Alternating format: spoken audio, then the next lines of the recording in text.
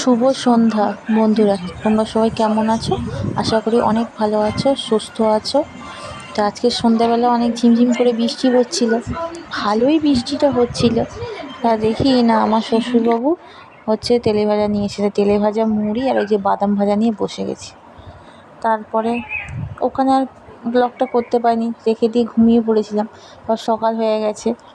আর সবাইকে জানাই শুভ সকাল। তোমরা সবাই কেমন আছো? অনেক ভালো আছো। সকালবেলা উঠেই দেখছি যে ওয়েদারটা অনেকটাই ভালো আছে, তাই তোমাদেরকে আমি ঘুরিয়ে ঘুরিয়ে আমাদের বাড়িতে আমি যে আলপনাটা দিয়েছি সেইগুলো দেখিয়ে দিচ্ছি। তোমরা অবশ্যই আমাকে কমেন্ট করে জানাবে যে কেমন হয়েছে আলপনাগুলো। এগুলো আমি সব নিজেই করেছি আর মন থেকেই করেছি, কোথাও না দেখি আর কি। নিজের মনে যেরকম এসেছে সেরকম করেছি। এগুলো সব ফেব্রিক দিয়ে করেছি। তারপরে দেখি ঘুম থেকে উঠে দেখি নয়নতারা গাছটাতে অনেক ফুল ফুটেছে। আর আমি এই ফুলগুলো তুলি না, আমি সাজিয়ে রাখার জন্য করি, টবের মধ্যে রেখে দিয়েছি। কেননা আমার পাঁচিলের পাশে অনেক ফুল গাছ আছে, সেই ফুল থেকে আমি সেবা দিয়ে দিই। আর এই যে পাতাটা দেখছো, এটা হচ্ছে পটল গাছ, পটল গাছের পাতা। তোমাদের বাড়িতে কার কার পটল গাছ আছে আমাকে জানাবে। তা পাঁচিলের গা থেকে বেয়ে ওঠে, জানলা থেকে বেরিয়ে চলে এসছে। আর প্রত্যেক দিন আমার জামা কাপড় কাচার অভ্যাস, অভ্যাস নয়, ওটা আমার রুটিন। জামা কাপড়গুলো আমি প্রত্যেক দিনই কাচি। একদিনের জামা কাপড়গুলো সব রেখে দিই একটা বক্সে করে, তারপরে দিন আমি কেচে শুকনো করতে দিয়ে দিই। এটা আমি করে করে আমার খুব অভ্যাস হয়ে গেছে। তা ফাইনালি আমার জামা কাপড় কাচা হয়ে গেছে। তা আমি এটা নিয়ে ছাদে চলে যাব মিলতে। আর আমাদের এই সিঁড়িটা দেখছো বন্ধুরা, শ্যাওলা ভর্তি। কেন বলো তো? তোমাদেরকে আমি দেখাচ্ছি কেন। তোমরা হয়তো ভাববে যে সিঁড়িটা কেন এরকম অবস্থা। তোমাদেরকে আমি দেখাচ্ছি যে কেন এই সিঁড়িটার অবস্থা। ছাদটা আমাদের অনেকটাই বড়। আর আমাদের বাড়ির আশেপাশে যে বাড়িগুলোতে পাশাপাশি সব বাড়ি। আর এই যে দেখতে পাচ্ছ, আমাদের চিলেকুটিটা এখনও করা হয়নি, তাই জন্য বৃষ্টিতে শ্যাওলা। আমাদের বাড়িতেও অনেকটা জল পড়ে যায়, কিন্তু কি করব, এইভাবে থাকতে হয়। চিলেকুটিটা যেহেতু করা নেই, কবে হবে আমি জানিও না। তারপরে ওই যে বাড়ির ছাদে উঠে আমি যে দেখালাম আপনাদেরকে যে পাট গাছে ভর্তি। আমাদের মাঠের ধারে বাড়ি, তো পাট গাছ ভর্তি, বন জঙ্গল। বর্ষাকালে খুব শামুক এটা ওটা হয়, বাড়িতে ঢুকে পড়ে আর কি। যেহেতু আমাদের মাটির মেঝে করা, পাকার সরি মেঝেটা আমাদের উঠোনটা করা আছে, তোমার মেঝে করা আছে, সেহেতু আমাদের আর কোনো অসুবিধা হয় না। বৃষ্টি হলেও কিছু অসুবিধা হয় না আর কি। আর আমাদের নিচে একটা দড়ি খাটানো আছে জামা কাপড় মেলার জন্য। তা নিচের দড়িটা একটু ছিঁড়ে গেছিলো, তাকে আবার ঠিক করে দিয়েছে। আর অনেক জামা কাপড় থাকলে আমি ছাদে নিয়ে চলে আসি। ছাদে ভালো রোদ দিলে তাড়াতাড়িতে শুকনোও হয়ে যায়, তাই ছাদে নিয়ে চলে এসেছি। সকালবেলা অনেক কাজের মধ্যে আমার এই জামা কাপড়টা আমাকে কাচতেই হয় রোজের রোজ। অনেকে ধুয়ে ফেলে, কিন্তু আমাকে কাচতেই হয়। একটুখানি সার্ফ দিয়ে আমি কেচে ফেলি আর কি। না কাচলে যেন আমার ভালো লাগে না আর কি। এরকম অভ্যাস হয়ে গেছে। আমার মেয়ে যবে থেকে হয়েছে তবে থেকে আমি একটুখানি করে জামা কাপড়, যাই জামা কাপড় থাকুক না, সেইগুলোকে আমি কেচে ফেলি। তো সেই থেকে আমার এরকম অভ্যাসটা হয়ে গেছে। মেয়ের জামা কাপড় বেশি থাকে আর কি। আমার জামা কাপড় আছে, মেয়ের আছে। আর আমার বর যখন বাড়িতে আসে তখন ওর জামা কাপড় থাকে আর কি। আর আমার শ্বশুর শাশুড়ির জামা কাপড় আমাকে কাচতে হয় না, ওরা নিজেরাই কেচে নেয় আর কি। তাই ছাদে উঠে, আর প্রচণ্ড জোরে হাওয়া দিচ্ছে সকালবেলাটা, এত ভালো লাগছে হাওয়াটা। ছাদে উঠে দেখলাম এত সুন্দর লাগছে, কি বলবে না, এখানেই বসে থাকি। কিন্তু বসে থাকলে তো হবে না, আমাকে কাজকর্ম অনেক কিছু করতে হবে। আজকে তোমাদের সঙ্গে অনেক অনেক অনেক জিনিস শেয়ার করব আমি, যে আমাদের বাড়িতে কী কী হয়, এরকম আমি সারাদিন কী কী কাজ করি, তারপরে সময়টা আমার কেমনভাবে কেটে যায়, সব কিছু শেয়ার করব। আর এই যে পাশের বাড়িটা দেখতে পাচ্ছ, এইটা আমার কাকা শ্বশুরদের বাড়ি। ওদের দোতলা হয়ে গেছে, আমাদের হয়নি। ওইটা ওদের বাড়ি, আমাদের বাড়ির লাগোয়া করেই ওদের বাড়িটা। ফাইনালি আমার জামা কাপড় মেলা হয়ে গেছে, তোমাদেরকে যে দেখিয়ে দিলাম। আর ওই যে পাশের বাড়ির যে ছাদগুলো, ওগুলো আমাদের পাশের বাড়ি। এই ছাদে যে জামা কাপড় মেলা আছে, ওইগুলো পাশের বাড়ি। ওই দিকটা দেখছেন সবুজ, ওইটা ঘন ওরকম পাট গাছে ভর্তি।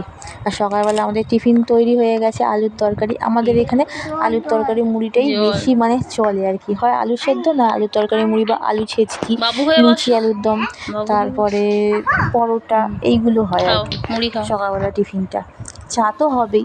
আমার মেয়ে আর আমি এই যে খেতে বসে গেছি। আর আলুর তরকারিটা কেমন হয়েছে অবশ্যই জানাবে, না খেয়ে দেখে, কালারটা দেখে। আপনারা তো খেতে পারবে না, ওই জন্য বলছি। ওটা আমার শ্বশুর বানিয়েছে সকালবেলা, আমি টিফিন করিনি আজকে। উনিই হচ্ছে সকালবেলা দেখি না বলছে আমি আজকে করবো, ওই জন্য করছে। তারপর ওই কুমড়োটা যে দেখালাম, ওটা আমাদের গাছের কুমড়ো আর চাষেরই আলু। আর এই শাশুড়ি রান্না করছে, মানে ওই যে কুমড়ো শাকগুলো কাটা আছে, উনি বলছে আমি কুমড়ো শাকটা করে ফেলি। আমি বলছি ঠিক আছে, তুমি কুমড়ো শাক করে ফেলো। আর শ্বশুর ওই যে মাছ নিয়ে চলে এসেছে, আমি বলছি আজকে মাছের একটু টক খাবো বলে আর মাছের ওই যে টক বসিয়ে দিয়েছি। আর ঝিঙে আলু এই যে কুমড়ো কাটা আছে, মিষ্টি কুমড়ো, এইটা দিয়ে আমার মেয়ের ঝোল করবো। আর এই যে এইটা দেখছো, এই জিনিসটা কি, তোমরা একটু আমাকে কমেন্ট করে জানাবে এই জিনিসটা কি। আর আমার মেয়ের এই ঝোলটা হচ্ছে আমি বানিয়ে নেব, যে ও মানে ঝোলটা হচ্ছে এমনি শুধু জিরে দিয়ে, ধনের গুঁড়ো এইসব দিয়ে হচ্ছে ঝোল করে দিও। তো মানে বাচ্চা খুব, তাই হচ্ছে আদা পেঁয়াজ রসুনটা একটু অল্প মানে কম দিই আর কি। আর আমার শাশুড়ি মা হচ্ছে, উনি হচ্ছে বললো যে আজকে কী রান্না বান্না কী হবে। তখন আমি তখন বললাম যে আজকে একটু টক হলে ভালো হয় আর কি, অনেকদিন টক খাইনি। তা আমাদের ওই দিকে তো মাছের টক, আর এইদিকে তো ওরা মাছের টক খায় না, সবজি দিয়ে শুধু টক খায়। আমি বলছি তাই আমি আজকে মাছের টক ও মাছ কিনে নিয়ে আসবো বলে মাছটা কিনে নিয়ে এসেছি। আর আমার মেয়ে তো যেহেতু ছোটো, টক দিয়ে ভাত খেতে পারবে না, তাই হচ্ছে ওর জন্য এই যে ঝিঙে আলু মিষ্টি কুমড়ো মাছ দিয়ে ঝোল করে দিচ্ছি। মিষ্টি কুমড়োটা দেয় না, আমি ও বাচ্চা বলে আমি দিয়ে দিয়েছি সব রকম সবজি আর কি। এরকম মিষ্টি কুমড়োর সঙ্গে চিংড়ি মাছটা দিলে খুব ভালো হয় আর কি এরকম। আর এই আমি যে বললাম একটুক্ষণ আগে জিরে গুঁড়ো, এই যে জিরে গুঁড়ো মানে ঝোলে ব্যবহার করি আর কি। জিরে বাটা দিলেও হয়, যেহেতু বাটা নেই মানে বাটিনি, তাই গুঁড়োটা ছিল হাতের সামনে, ওই জন্য ওটা দিয়ে দিয়েছি। আর শাশুড়ি বললো তাহলে ঠিক আছে, আমি তাহলে ওইটা করে নিই, মানে কুমড়ো শাকের ডাঁটার চচ্চড়ি। আর ওই যে তোমাদেরকে প্রথমে আমি দেখালাম যে পটল গাছ আমাদের মানে পাঁচিলের ধারে অনেক পটল গাছ হয়েছিল, ওইগুলো বলে পলতা শাক। এখানে আমি কোনোদিন খাইনি আগে, বিয়ের পরেই খাচ্ছি। ও বলছে ওইগুলোকে ভাজা করবো। তা ওই ভাজা ওইটা করে উনি মানে একটা কাজে গেছে আর কি, ব্যাংকে গেছে। আর আমি তখন বললাম ঠিক আছে, আমার মেয়ের ঝোলটা আর টকটা আমি করে ফেলছি বলে, তাই হচ্ছে আমি টকটা ঝোলটা হচ্ছে করে ফেলছি। করে এইবারে তারপরে আরও অনেক কাজ আছে, আপাতত রান্নাটা করছি। তা আমার মেয়ে এখন আমার মানে ওর ঠাকুমার সঙ্গে যাবে বলে অনেক বায়না করছিলো। আমি বললাম তাই নিয়ে যাও ওকে, ও কী করবে একা একা, তাই ও চলে গেছে। তাই তোমরা মানে ওকে দেখতে পাচ্ছ না, যখন মাছ কাটার সময় তখন ওখানে ছিল। বলছে দাদু তুমি মাছ কাটছো, ওই মাছটা তো মরে গেছে, এরকম অনেক অনেক কথা বলছিল।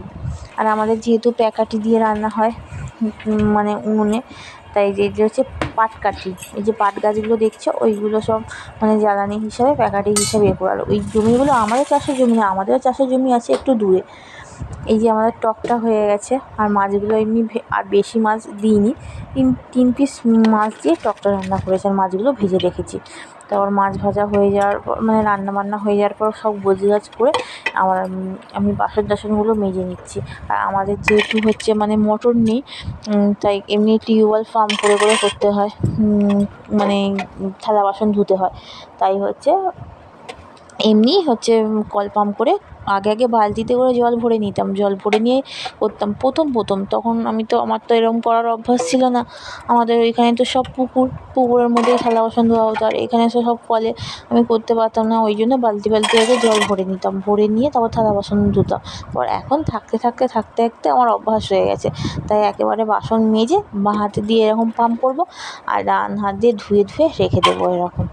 আর ওই যে পিছনে যে কর্নারে যে ঝাঁটা দেখতে পাচ্ছ সবুজ কালারের, মানে ওটা হচ্ছে বোতলটাকে পুড়িয়ে আমি এটা ইউটিউব চ্যানেলে দেখে ওই ঝাঁটাটা বানিয়েছি। আমি ওরকম অনেক জিনিস দেখেছি, দেখে এরকম বানাতে আমার খুব ইচ্ছা হয়, খুব ভালো লাগে আর কি দেখতে এরকম। হয়তো আমার শাশুড়ি আমার মেয়ে চলে এসেছে, এসে কিছু একটা বলছে আমাকে, আমি হচ্ছে ওদেরকে বলছি। আর আমাদের এখানে একটা অনেক বড় একটা কাণ্ড হয়ে গেছে এরকম। আর ভাতটা আজকে গ্যাসে করছি কেন, ছোটো হাঁড়িতে করে করছি কেন না, আমাদের অনেকগুলো পান্তা ভাত আছে। আমার শাশুড়ি যখন বললো যে আমি তো পান্তা ভাত তাহলে খেয়ে নেবো, তুমি তোমার শ্বশুর আর তোমার মেয়ে যদি হচ্ছে ভাত খাও, তোমরা হচ্ছে ভাত মানে গ্যাসে একটু চাপিয়ে দেবে। আমি ঠিক আছে তাহলে আমি একটু গরম গরম চাই চাপিয়ে দেবো বলে আমি স্নান টান করে চাপিয়ে দিয়েছিলাম। এই যে আমার স্নান টান করা হয়ে গেছে, ওই ভাতটা হয়ে গেছে, ভাতটা নামিয়ে ফ্যানটা গেড়ে নিচ্ছে। আমার মেয়ে এই পাশে কিন্তু আছে, ও কলে বসে বসে স্নান করার জন্য বায়না করছে, ওকে জল ভরে দিয়েছি, ও হচ্ছে স্নান করছে। আমি বলছি তুই স্নানটা কর, ও প্রতিদিন আমার সঙ্গেই স্নানটা করে। আমি কি করেছি না আজকে আগে স্নান করে নিয়েছি, করে নিয়ে কারণ হচ্ছে আমাকে ভাতটা বসাতে হবে, তাই জন্য আগে স্নান করে নিই। আমি বলছি তো তুই হচ্ছে আমি ওকে করিয়ে দিই আর কি প্রত্যেক দিন, তুই হচ্ছে ওইটা বালতিটা ভরা আছে জল বালতিতে, তুই একা একা একটুখানি কর বলে আর হচ্ছে ও এখানে আছে।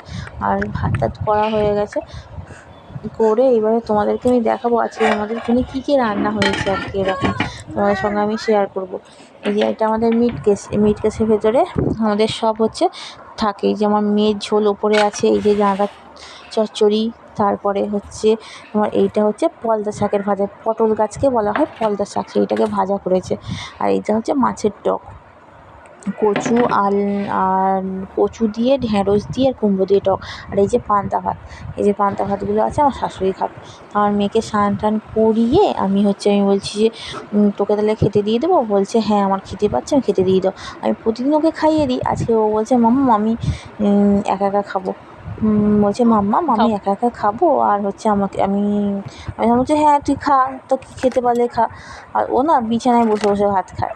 আমরা কিন্তু হিন্দু, তাও অনেকে ভাববে হয়তো বিছানায় বসে বসে ভাত খাচ্ছে, ও কিন্তু ও প্রথম থেকে আমি ওকে মানে খাইয়ে খাইয়ে এমন অভ্যাস হয়ে গেছে, আমি কিছু মানি না এইসব, ও বিছানায় বসে বসে খাচ্ছে। তারপর বিকেল হয়ে গেছে, মানে দুপুরবেলা খেয়ে দিয়ে আমরা সবাই খাওয়া দাওয়া করে ঘুমিয়ে পড়েছিলাম। বিকেলবেলা উঠে দেখলাম ওই যে কুমড়োটা এটা আমাদের গাছে হয়েছিল, পেছনে রান্নাঘরের পেছনে একটা কুমড়ো গাছ আছে, ওখানে দেখিয়ে নাচছে একটা এরকম কাঁচা কুমড়ো হয়ে আছে। আমার শ্বশুর কী করেছে না ওটাকে কেটে নিয়ে এসছে, বলছি তোমরা যদি তরকারি করো ওই জন্য। আমি বললাম তাহলে কুমড়ো আছে যেহেতু তাহলে কুমড়ো আলুর একটুখানি তরকারি করি, তার বিকেলবেলা একটুখানি পরোটা করে ফেলবো, একটু মানে ঠান্ডা ঠান্ডা ওয়েদার আছে, তারপরে মেঘলা মেঘলা ওয়েদার, তাই জন্য এখন মানে এখন মনে হচ্ছে 6টা বাজে, এরকম 6টার সময় করে আমি কী করেছি না সবজিগুলো সব কেটে রাখছি, সব কেটে রেখে দিয়েছি। আমি তারপরে আমি সন্ধে দেবো। ফাইনালি আমি সন্ধে দিতে বসে গেছি। আর প্রত্যেক দিন আমি সন্ধে দেওয়ার সময় সলতে বাকিয়ে নিই আর প্রদীপটাকে তৈরি করে নিই। আমার হচ্ছে প্রত্যেক দিনই এটা অভ্যাস, আমাকে প্রত্যেক দিনই করতে হবে নতুন করে, মানে এরকম করে করে অভ্যাস হয়ে গেছে। তারপরে যেহেতু আমি সন্ধে দিই বেশিরভাগ, আমার শাশুড়ি দেয় না, কেন আমার মেয়েটাকে নিয়ে বিকেলবেলা করে একটু বেড়াতে যায়, তাই জন্য আমি বাড়িতে থাকি বলে আমি সন্ধে দিয়ে দিই। আর এটা আমাদের ঘরে যে আমার যে ঠাকুরটা আছে সেই ঘরের ঠাকুরটাকে আমি সন্ধে দিয়ে দিচ্ছি। বা মানে উঠোনে যে মঞ্চর আছে সেখানেও হচ্ছে এরকম প্রদীপ দেখাই, এটা ঘরের ঠাকুরটাকে আগে দিয়ে দিচ্ছি। তারপরে উঠোনের যে ঠাকুরটা আছে মানে তুলসী মঞ্চ, ওইটাকে তোমাদেরকে আমি এর আগে অনেক ভিডিওতে শেয়ার করেছি, সেখানে সন্ধে দিয়ে দিই। তারপরে সন্ধে টন্ধে দিয়ে কুমড়োর তরকারিটা করা হয়ে গেল। তারপরে যে পরোটা আর এই যে কুমড়োর তরকারি নিয়ে চলে এসেছি, রাত্রিবেলা খাবো। মেঘলা মেঘলা হয়ে আছে, হয়তো রাত্রির মধ্যে বৃষ্টি হতে পারে, তাই এই বৃষ্টি হয়ে যাওয়ার সন্ধে সারাদিন কী করলাম, কালকে কী করলাম তোমার সঙ্গে সব শেয়ার করলাম। যদি ভালো লাগে একটা লাইক শেয়ার কমেন্ট করে দেবে, অবশ্যই একটা সাবস্ক্রাইব করে দেবে। আমি তো ঠিকভাবে মানে সব করতে জানি না, নতুন মানে ব্লগ করছি, আমরা পাশে থাকলে আমি জানি অনেক দূরে এগিয়ে যাবে।